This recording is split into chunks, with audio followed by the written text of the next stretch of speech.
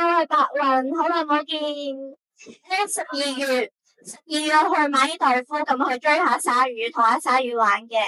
係啊，我哋都搞好多唔同嘅團啦，去睇鯨魚啦、鯊魚啦，咁好開心嘅。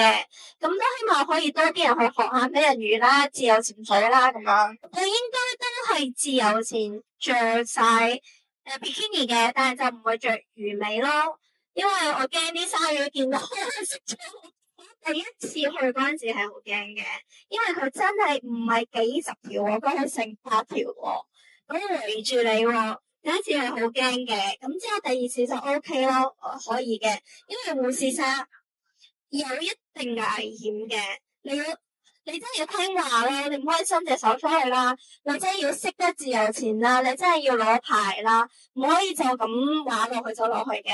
同埋又有教練啦，其實好多原則係要遵守嘅，呢個係真，唔係餐廳見到，我哋真係特登揸個船之後咧去嗰度睇佢哋食嘢啦，或者點樣去睇佢哋咯。係啊，馬爾代夫啦就係咁樣。如果係毛里求斯同埋湯加就係睇鯨魚，追鯨魚係咁，我哋其實係好遠嘅地方，同埋我哋嘅船會離佢哋好遠，你嘅船一定唔可以去打攪佢哋啊嘛，所以我哋係自己推落船，游嘅200米，因為游去幾百米去睇佢哋咯。鯨魚係鯊魚真係佢哋嫁嚟噶咋，如果鯨魚就遠啲，因為唔可以打攪佢哋。所以真係好強游水咁樣游過去咯。護士鯊就細隻啲，同埋冇咁危險嘅。隻鯊魚係同我咁樣面對面咁樣望住，真係好似啤住我咁樣嘅影到。